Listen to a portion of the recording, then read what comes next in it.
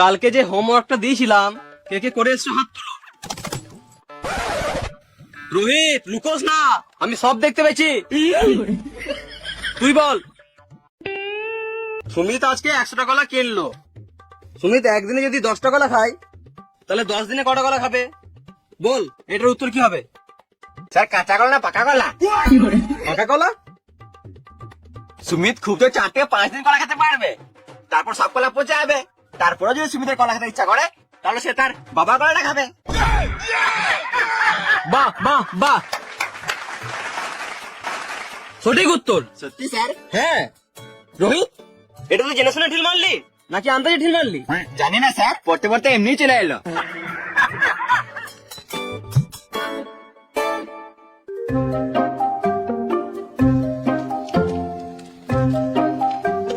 রোহিত, তুই তো ভালোই উত্তর দিলি, এত চালাক চোদা কি করে হয়ে গেলি?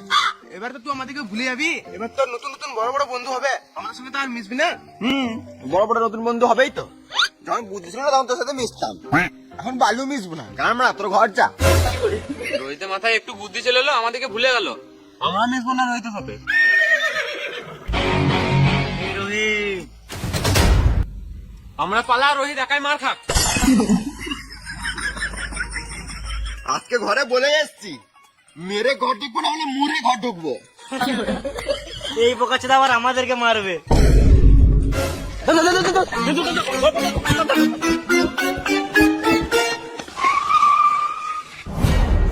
তোর একটু দাঁড়া, আমি মুতে আসি। তুই কি আমাকে বোকাচোদা পেয়েছিস? পেচ্ছাপের নাম করে পালাবি? পালাবো না, আমি আজকে ঘরে বলে এসছি, মেরে ঘর ঢুকবো না হলে মুড়ে ঘর ঢুকবো। তোরা দাঁড়া, আমি মুতে আসছি। দাদু, আমার মাথায় বুদ্ধি এসছে, কিন্তু শরীরে ক্ষমতা আছে নাই। কি করে হয়েছে আমি কিছু বুঝতেই পারছি না। তুই মেন টপিকে আয়। আমার শরীরে ক্ষমতা চাই। তোকে আমি ক্ষমতা দিতে পারবো, কিন্তু আমাকে আবার দিতে হবে। দাদু, আমি আর আগের মতন চাপাচ্ছটা নাই। বসে তো বিড়ি খাওয়ার আমার ক্ষমতা দে।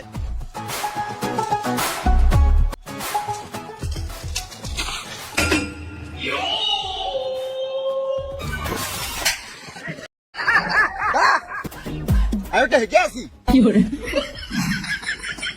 এবার আমি লোককে বলে শোনাতে পারবো, মেরে গু বার করে দি।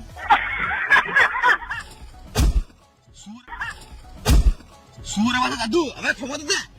আমি তো শুধু শুধু ক্ষমতা দেবো না, আমাকে একবার গান মারতে দিতে হবে। দিব না, আমিও ক্ষমতা দেবো না গান মারাটা।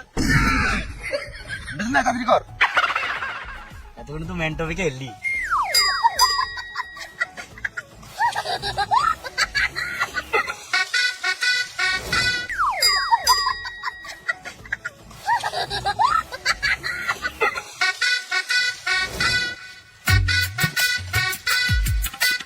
ওই তোর গাঁটটা ভালো আছে। চুপ করে বিড়ি খা। দেখ কেমন দেবো।